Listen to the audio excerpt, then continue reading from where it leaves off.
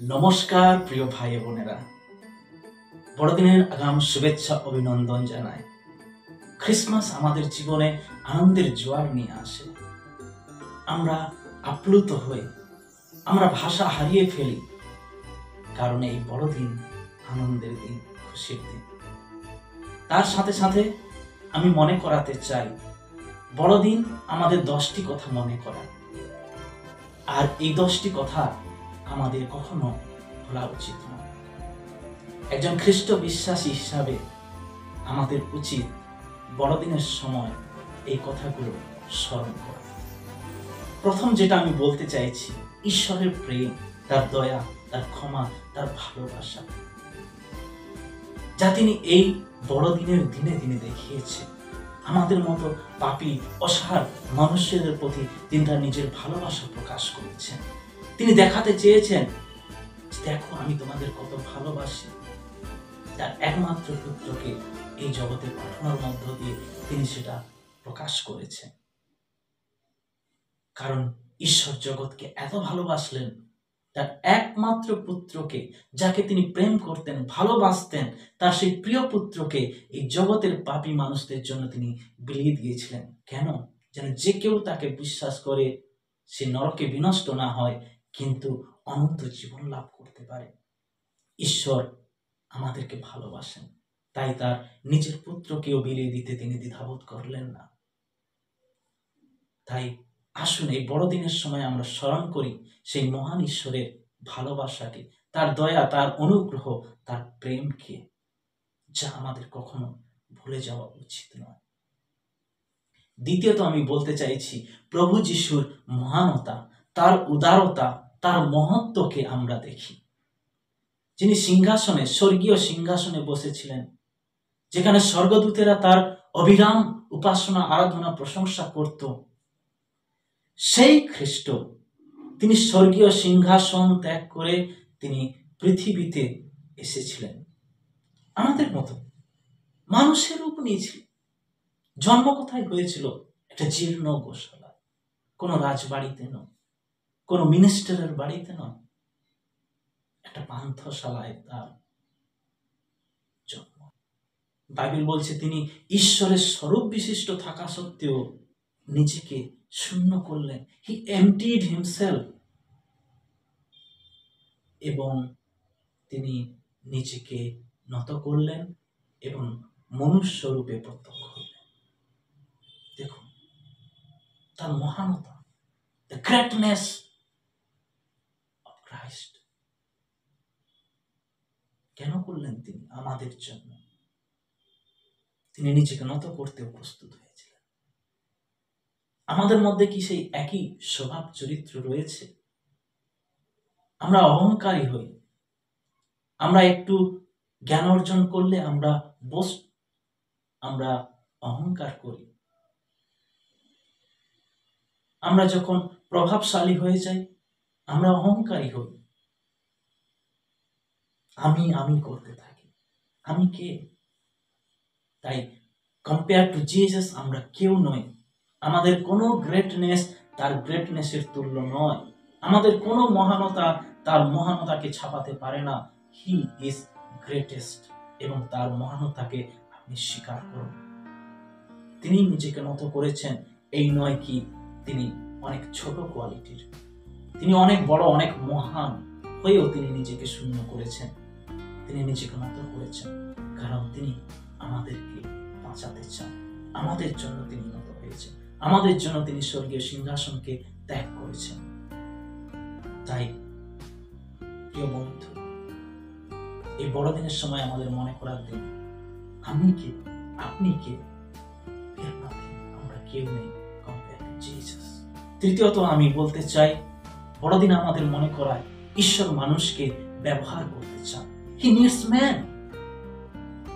তার পরিকল্পনাগুলোকে কমপ্লিট করার জন্য, ফুলফিল করার জন্য মানুষের প্রয়োজন, আর তিনি তাই মানুষকে ডেকেছেন। তিনি মরিয়মকে ব্যবহার করেছেন এই পবিত্র কাজটি করার জন্য। তার পুত্রকে এই জগৎ সংসারে পাঠানোর জন্য তিনি মরিয়মকে বেছে নিয়েছিলেন। তিনি বেছে নিয়েছিলেন যোসেফকে, তিনি বেছে নিয়েছিলেন সেই রাখালদেরকে, তিনি বেছে নিয়েছিলেন সেই পণ্ডিতদেরকে, তিনি আপনাকেও বেছে নিতে চান, আপনাকেও তার কাজের জন্য তিনি ব্যবহার করতে চান, তার পরিকল্পনাগুলোকে সিদ্ধ করার জন্য তিনি আপনাকে চান। কিন্তু আপনি কি প্রস্তুত প্রিয় বন্ধু? আপনি কি বলবেন যে প্রভু আমি তৈরি, আমি প্রস্তুত, এই দেখো আমি তোমার দাস, আমি তোমার দাসী, তোমার কার্য করতে চাই, আমাকে পাঠাও, আমাকে নিয়ে চলো, আমাকে ব্যবহার করো। স্বর্গদূত যখন মরিয়মকে জানালেন যে ঈশ্বরের পরিকল্পনা কি, তখন মরিয়ম বলছিলেন আমি প্রভুর দাসী, প্রভুর ইচ্ছা সিদ্ধ। তাই আমরা কজন প্রস্তুত যে প্রভু আমি তোমার কাজ করতে চাই, তুমি আমাকে ব্যবহার করো, আমি প্রস্তুত। আপনি যদি প্রস্তুত, ঈশ্বর আপনাকে ব্যবহার করতে চাইছেন, ঈশ্বর আপনাকে ব্যবহার করতে যাচ্ছেন। তাই মনে রাখুন যে বড়দিনে মানুষকে ঈশ্বর চান তার কাজ করার জন্য। চতুর্থত, বড়দিন মনে করিয়ে দেন ঈশ্বর আর মানুষের মিলনের দিন। এটা এই মিলন যেটা শেষবারের মতো দেখা গিয়েছিল সেই এদেন উদ্যানে, সেই একই মিলন হয়েছিল ধরাধামে সেই খ্রিস্টের আগমনে। তাই বড়দিন হলো ঈশ্বর আর মানুষের মিলনের দিন। যে মানুষ ঈশ্বরের উপস্থিতিকে, সহভাগিতাকে হারিয়েছিল পাপের জন্য, সেই ঈশ্বর তার দয়ায় সেই পাপী মানুষের মাঝে তিনি নেমে এসেছিলেন।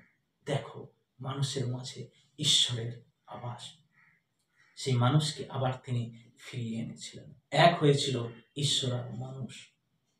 এটা মিলনের দিন।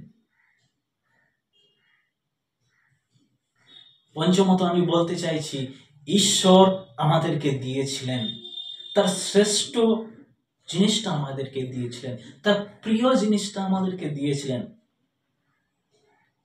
আমরাও আসুন এই বড়দিনে দিতে শিখি।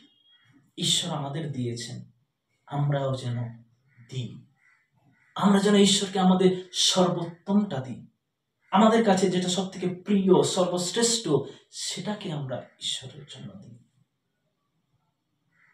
আসুন আমরা এই বড়দিনের সময় সে আর্ত দরিদ্র অসহায়দের পাশে দাঁড়াই।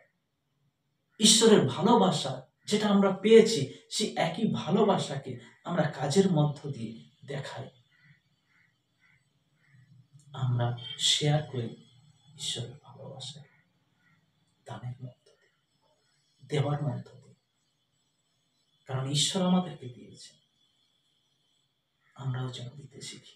ষষ্ঠত আমি বলতে চাই, ঈশ্বরের ইচ্ছা সিদ্ধ হোক, তার পরিকল্পনা সিদ্ধ হোক।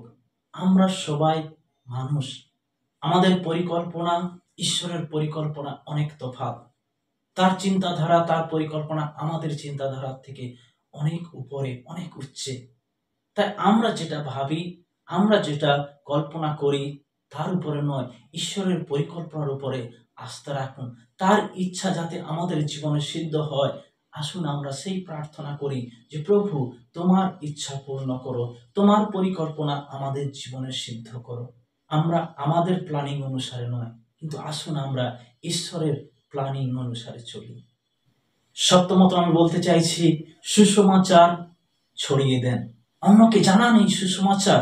খ্রিস্ট এসে গেছেন, পরিত্রাতা মুক্তিদাতা এসে গেছেন।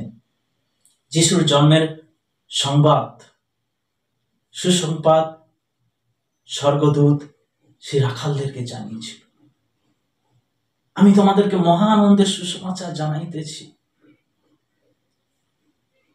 দেখুন প্রভু যিশু এসেছেন, মুক্তিদাতা এসেছেন, আমাদের ত্রাণকর্তা এসে গেছেন। আমরা সেটা শুনেছি, জেনেছি। আমাদের কাজ হলো এই মুক্তির বার্তা, এই সুসমাচার অন্যকে জানানো। তাদেরকে খ্রিস্টের আগমনের সুসমাচার দেওয়া হলো আমাদের কর্তব্য। তাই প্রত্যেকটা বিশ্বাসী হিসাবে, একজন খ্রিস্ট বিশ্বাসী হিসাবে এই বড়দিনের সময় আসুন আমরা অন্যকে এই মহা আনন্দের সুসমাচার জানাই। যেন যে আনন্দ আমাদের মধ্যে রয়েছে, সেই আনন্দ যেন তাদের দিক থেকে হয়, তাদের মধ্যেও, তাদের হৃদয়েও যেন একই আনন্দের জোয়ার বয়ে চলে। অষ্টমত আমি বলতে চাইছি, সমস্ত কিছুতে আপনি কৃতজ্ঞ হন, ঈশ্বরকে ধন্যবাদ দিন। আপনি যে কোনো অবস্থায় থাকুন না কেন, আপনার যদি আছে, আপনার যদি কোনো কিছু নাই, আপনি ঈশ্বরকে ধন্যবাদ দেন। আপনার যাহা কিছু আছে, যেমন অবস্থার মধ্যে আছেন, আপনি ঈশ্বরকে ধন্যবাদ দিতে শিখুন।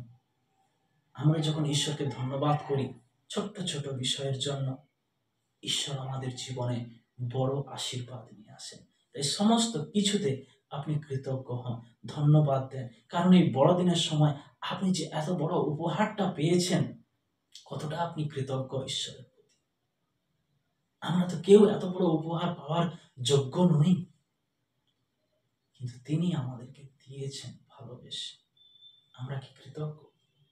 আমরা কি বলেছি বড়দিনের সময়, হে ঈশ্বর, তোমায় ধন্যবাদ করি? আমরা আনন্দের জোয়ারে আত্মহারা হয়ে যাই, আমরা ভুলে যাই ঈশ্বরকে, আমরা শপিং করি, আমরা আমাদের বন্ধু বান্ধব পরিবার নিয়ে অনেক ব্যস্ত হয়ে যাই। কিন্তু আমরা এই বড়দিনের সময় কি ঈশ্বরকে ধন্যবাদ দেওয়ার জন্য একত্রিত হয়েছি? পরিবারের সহিত কি আমরা এসেছি যে প্রভু, এত সুন্দর উপহারের জন্য তোমাকে ধন্যবাদ দিই।